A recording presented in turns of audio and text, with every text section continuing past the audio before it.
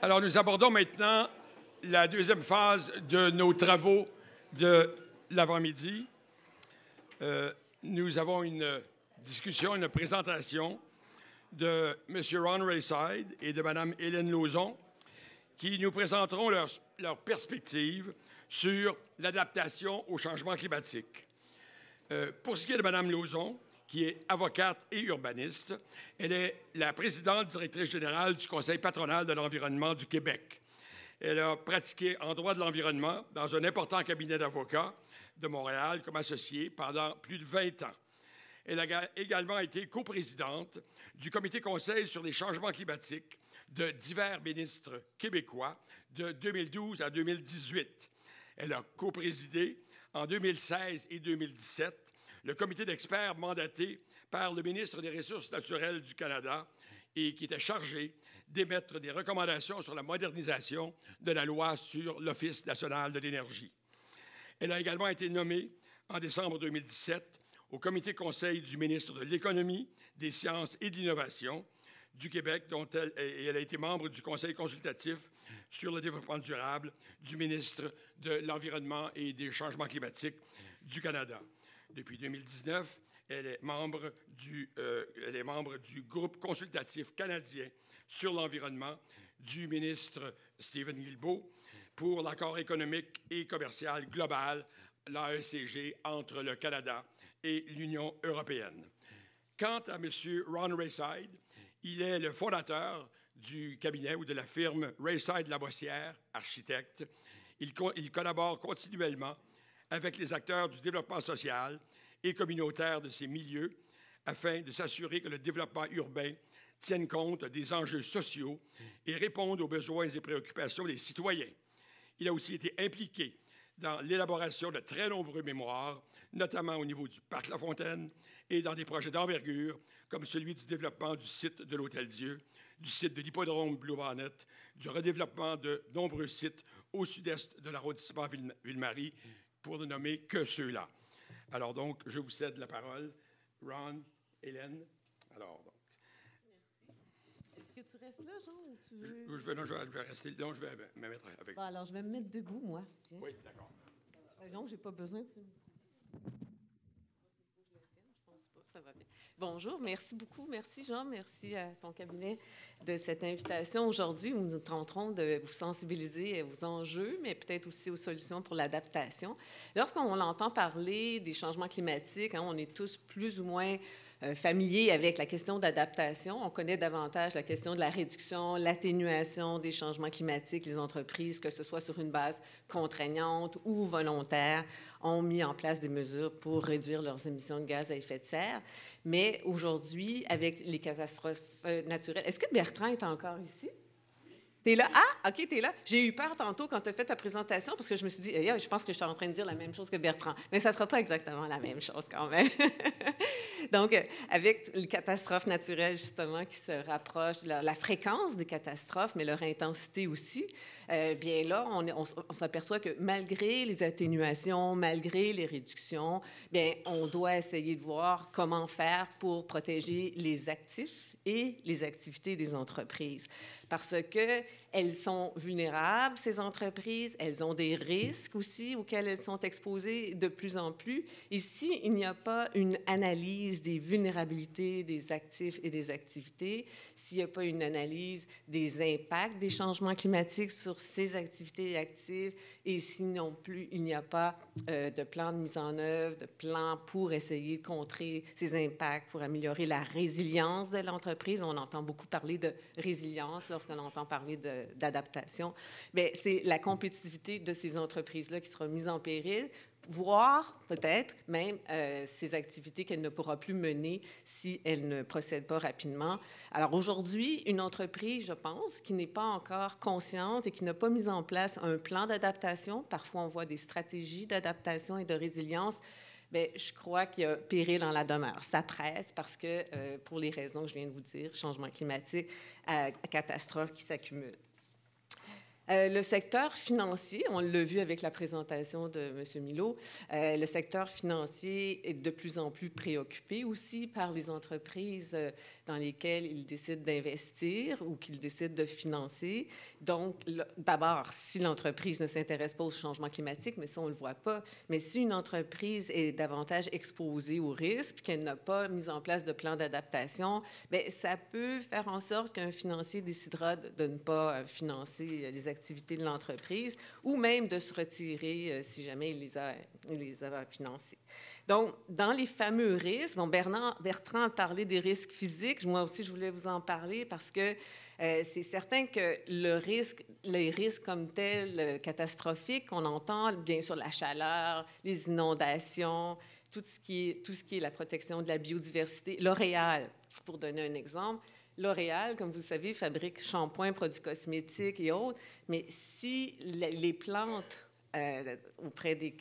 les plantes qu'ils utilisent pour fabriquer leurs produits cosmétiques sont mises en péril en raison des changements climatiques, mais L'Oréal ne sera plus capable même de produire ces produits.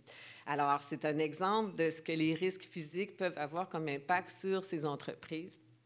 Sur les opérations, sur la valeur des actifs, mais aussi sur la chaîne d'approvisionnement. Bertrand en a fait état, mais si votre entreprise, pour produire le produit fini, je m'excuse, pléonasme, produire fini, si votre entreprise a besoin d'un produit qui est fabriqué en Inde, au Pakistan ou ailleurs dans le monde où les activités peuvent être mises en péril, mais c'est votre produit fini qui, ultimement, peut être mis en péril aussi. Donc, la question des risques physiques a des répercussions importantes. De plus en plus, vous le voyez, vous l'avez probablement vu dans vos entreprises, lorsque vient le temps de procéder à la réalisation des inventaires de gaz à effet de serre, on doit se demander si, bien sûr, quelles sont nos émissions directes à l'interne, quelles sont nos émissions indirectes d'énergie, de consommation d'énergie. Mais alors, c'est ce qu'on appelle portée 1, portée 2 et aussi portée 3, scope 1, scope 2, scope 3.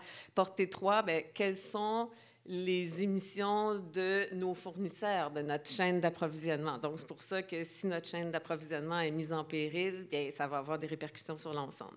Donc, ça, ce sont les risques physiques. Mais il y a aussi les risques qui sont reliés justement à notre fameuse transition énergétique dont on entend parler de plus en plus. D'abord, les risques du marché, bon, ça évolue continuellement, mais l'offre et la demande pour certains produits, puis j'ai trouvé intéressant quand Bertrand nous a donné des exemples tantôt, entre autres par rapport à l'aluminium vert, mais de plus en plus de consommateurs, que ce soit des clients industriels, des clients commerciaux, des gouvernements qui sont de grands acheteurs, mais aussi la population va être de plus en plus exigeante sur le type de produit qu'elle veut acheter, vert, recyclé, pourcentage quand il s'agit de produits recyclés ou non recyclés. Donc, ça, c'est important.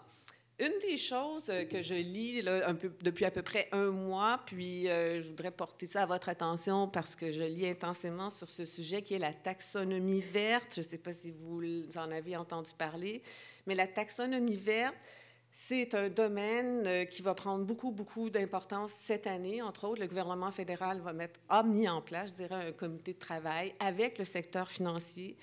L'objectif, c'est de catégoriser tous les secteurs d'activité de l'économie pour les placer, j'imagine, dans un ordre hiérarchique, mais en fonction de leur durabilité, donc durabilité environnementale et sociale, et en fonction de leur efficacité à lutter contre les changements climatiques. Donc, ça va être un bouleversement parce que les entreprises qui ne se classifieront pas comme étant des entreprises durables, bien, pourront avoir des impacts négatifs dans le cadre de financement privé, mais financement étatique aussi, parce que de plus en plus, nous verrons les programmes d'aide gouvernementaux qui intégreront ces critères relatifs à la durabilité des entreprises.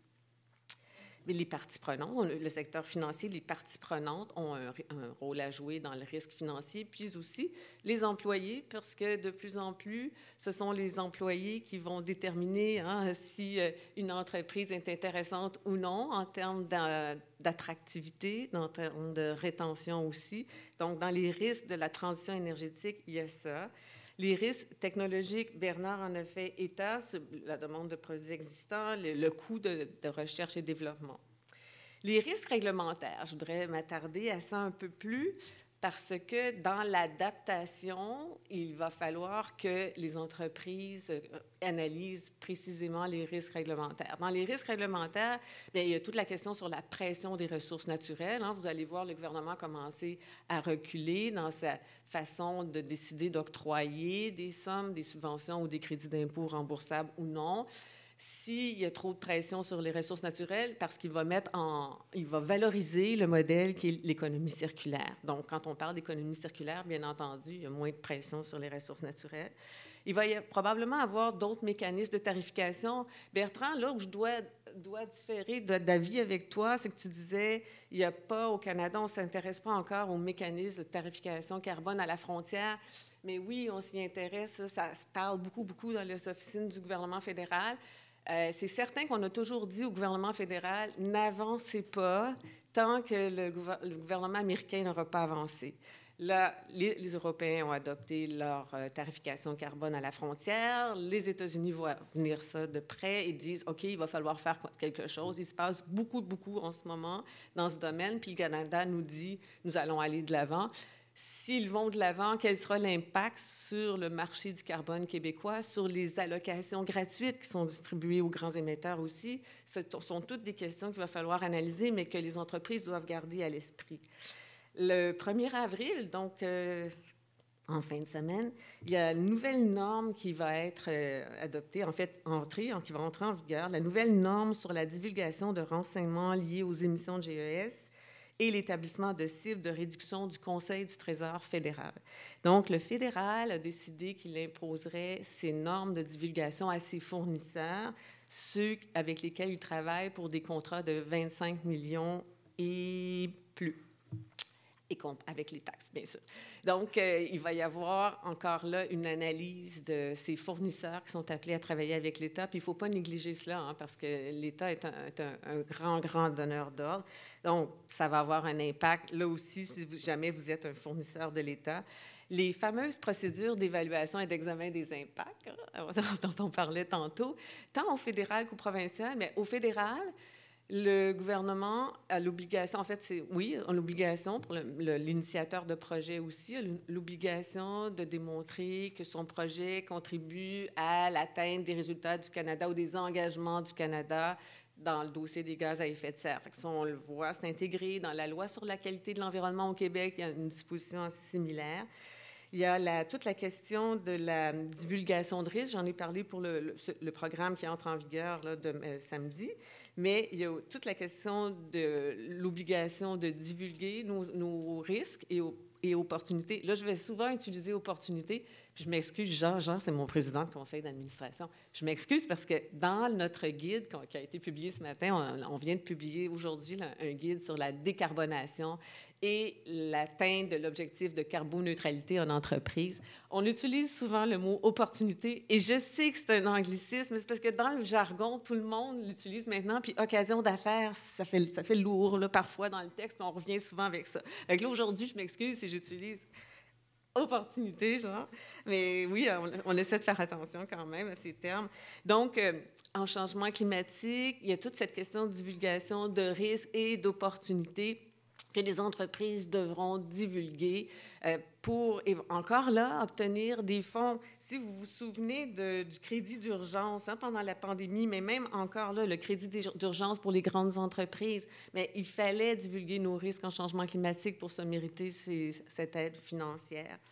Et puis, les sociétés d'État fédérales, dans le budget de Mme Freeland d'il y a 2 ans, il est prévu qu'en 2022, donc, les sociétés d'État dont les revenus sont de 1 milliard et plus doivent divulguer leurs risques, puis à compter de 2024, ce sera les autres sociétés d'État.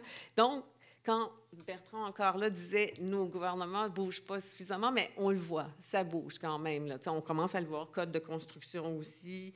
L'autre préoccupation qu'on doit aussi avoir comme entreprise, c'est pas se limiter à regarder ce qui se passe ici en termes de risques réglementaires, mais ce qui se passe ailleurs dans le monde.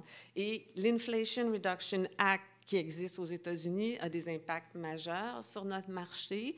C'est certain que le gouvernement fédéral a voulu essayer de trouver des solutions cette semaine avec son budget en prévoyant 80 milliards pour aider notre économie verte. Mais l'Inflation Reduction Act aux États-Unis, c'est une loi qui va favoriser le rapatriement des chaînes d'approvisionnement. Donc, c'est vraiment une annonce là, de protectionnisme important, puis de dire on tient à l'écart la Chine.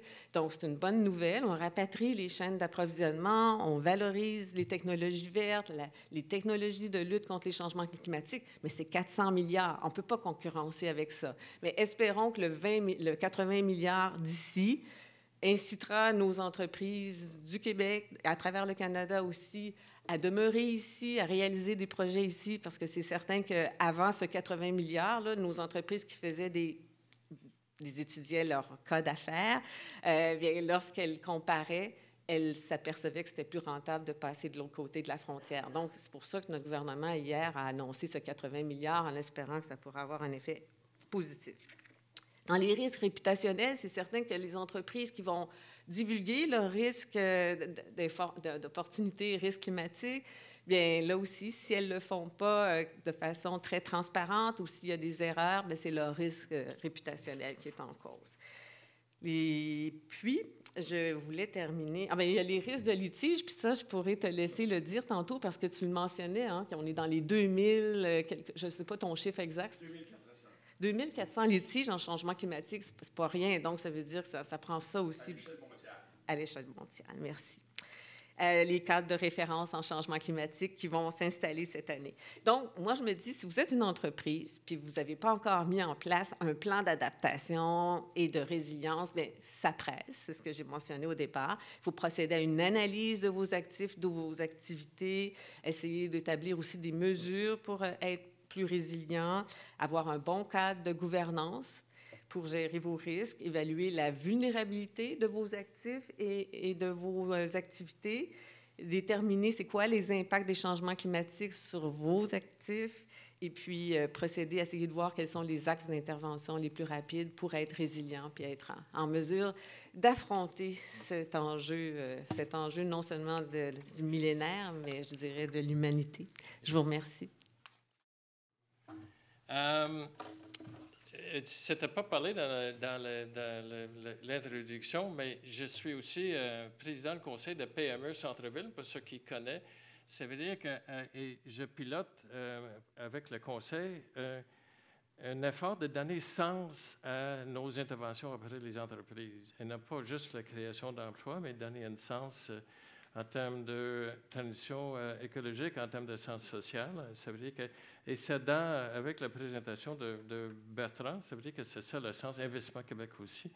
On est dans cet environnement-là et en même temps, on est dans un environnement entre nos grands politiques, nos grands objectifs et un décalage avec les actions concrètes. On est là-dedans constamment à tous les jours. Moi, j'ai dit, c'est pas une farce parce que on a tout pour les mesures écologiques, puis l'auto le plus populaire au Québec, c'est le F-150.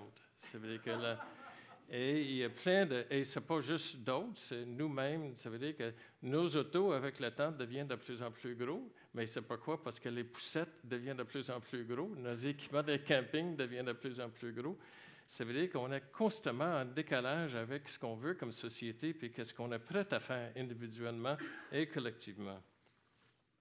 Je vais juste donner peut-être juste quelques éléments sur chaque échelle des entreprises, puis je vais aller du général vers le particulier, mais la première chose, c'est quand on parle de comment s'adapter au changement climatique, moi j'ai dit, mais où est-ce que vous êtes? Parce que d'avoir l'immeuble le plus performant, puis on s'installe dans le fin fond sur une terre humide, ça veut dire que on fait beaucoup de choses avec la main droite, puis on nie beaucoup avec la main gauche. Que c'est constamment l'effort. On avait parlé aussi, Bertrand aussi a parlé de nos codes, la réglementation. On commence à être de plus en plus exigeants, mais ça aussi, un grand décalage entre le code de construction puis nos objectifs en termes de changement climatique ou d'être néfaste dans l'environnement.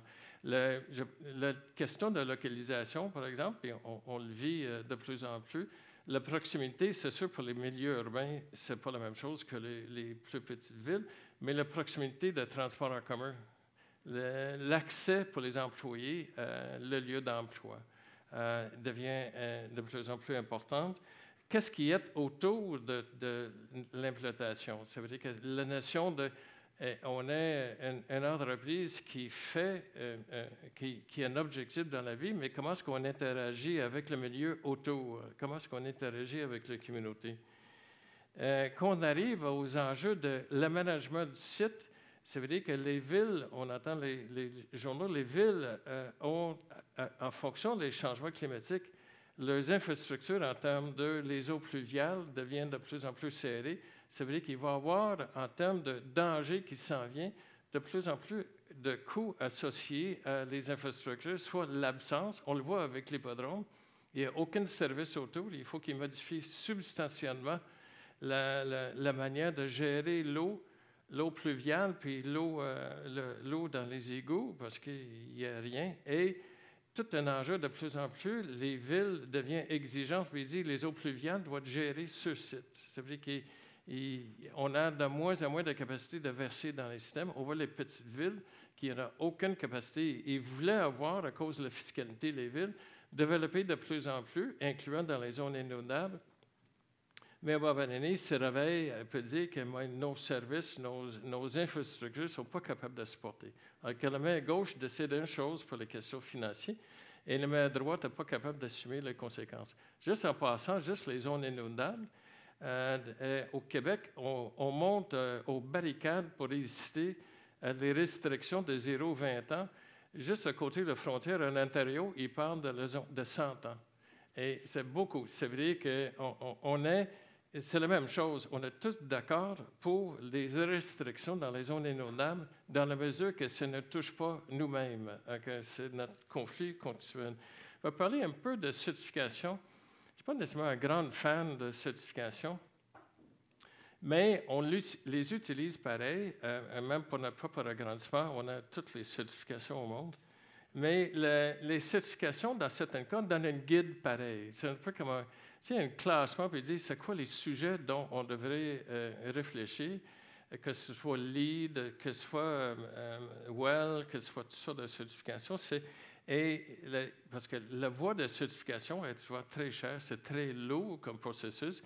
Et ça n'empêche pas, il y a beaucoup de monde qui dit mais on va prendre les orientations derrière les certifications. Et le papier, on verrait si on est capable ou pas. En tout cas, et de plus en plus, on entend parler de ces genres d'exigences-là. Et sur d'autres, peut-être revenir les questions. Je suis aussi impliqué avec le Conseil régional d'environnement qui est parti d'une réflexion autour des stationnements éco-responsables. Et ça veut dire que l'usage de l'auto, l'éco-responsabilité, c'est les énormes enjeux, mais en fait, le stationnement, l'éco-responsable, le plus performant, c'est quand il n'y a pas d'auto. Ça veut dire que l'ultime, mais là aussi, il faut qu'on ait un accès au transport en commun, il faut avec une capacité des employés pour arriver sur le site. Et j'arrive peut-être pour on a parlé tantôt, d'ailleurs, les subventions. Puis souvent, les projets qui sont à l'avant-garde des innovations, c'est l'accès aux subventions, ce soit très mêlant, on ne se comprend plus. C'est vrai qu'appeler Hydro-Québec ou Énergie, puis tout ça. Puis quand on est au début de réflexion-là, ça sonne bien, mais quand on est vraiment à l'avant-garde de ces projets-là, les subventions souvent arrivent après les projets innovateurs, puis les subventions arrivent, mettons, 3 ans, 4 ans trop tard. Et pour tout ce qui est les innovations, s'adapter au changement climatique, souvent, l'argent ne suit pas. Moi, je suis beaucoup dans le milieu social. Les budgets sont tellement loin d'être capables de supporter les grandes mesures. Le décalage est encore plus grand, que ce soit les grands projets, que ce soit le logement social, on en fait constamment, ou les centres de petite enfance.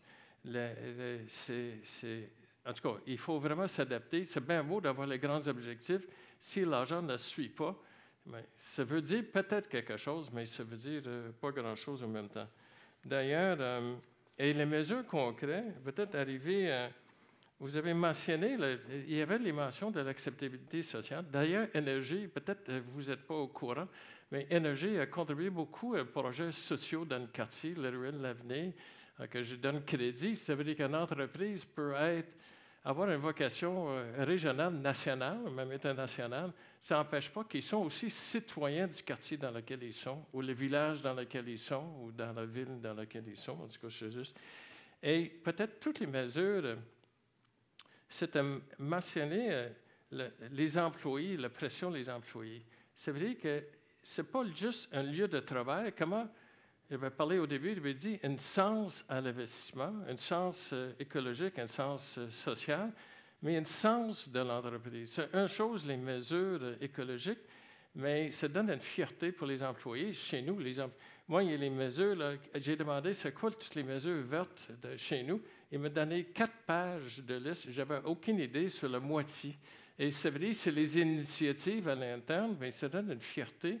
Notre capacité de recruter du monde quand on cherche du monde, ça veut dire qu'on n'a jamais manqué du monde. Notre recrutement va bien parce qu'il y a un sens au lieu, il y a un sens de qu'est-ce qu'on fait ailleurs. Et je pense que de plus en plus, c'est ça les jeunes, ils cherchent, ils veulent avoir une cohésion entre une cohérence entre leurs valeurs personnelles et la valeur de la boîte. Et il faut qu'ils sentent quand ils travaillent là-dedans. Ce n'est pas juste d'avoir une liste, ce n'est pas juste d'avoir le certificat sur le mur, c'est de comment être cohérent avec nos valeurs à l'extérieur. C'est aussi parce que d'autres ont eu le droit éditorial, que j'ai la mienne.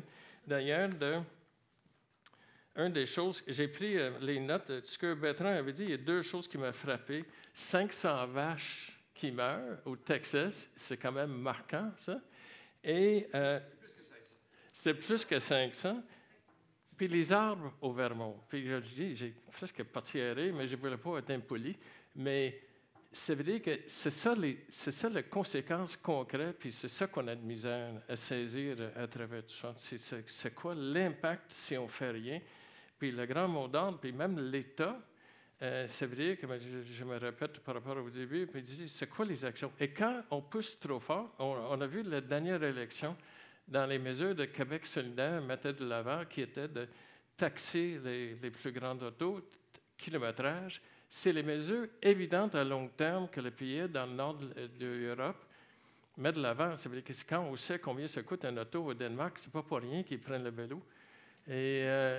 Et quand on sait combien ça coûte pour stationner à Amsterdam sur rue, moi j'ai une vignette sur rue, et ça veut dire qu'on est dans le 300 $ par mois. Ça veut dire que là aussi, c'est pas pour rien qu'ils prennent le vélo.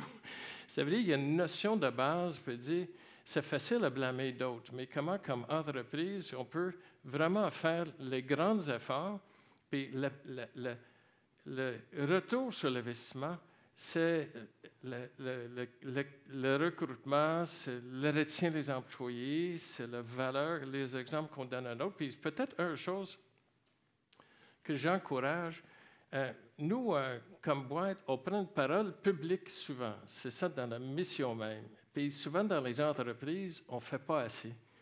C'est bien beau de critiquer qu'est-ce qu'on n'aime pas, mais de mettre de l'avant avec une intervention, pas de se plaindre, mais c'est quoi la vision qu'on a comme entreprise? Puis la Chambre de commerce l'a fait, j'ai fait partie de mes gens, on était sur le même comité. Aux Chambres de commerce, je suis très impliqué dans la Chambre de commerce de l'Est, mais il faut qu'ils prennent la parole pour dire, par rapport aux transitions écologiques, il faut dire quelque chose. On ne peut pas juste laisser entre nous. En tout cas, voilà, c'est ça, mais j'avais d'autres choses, mais là.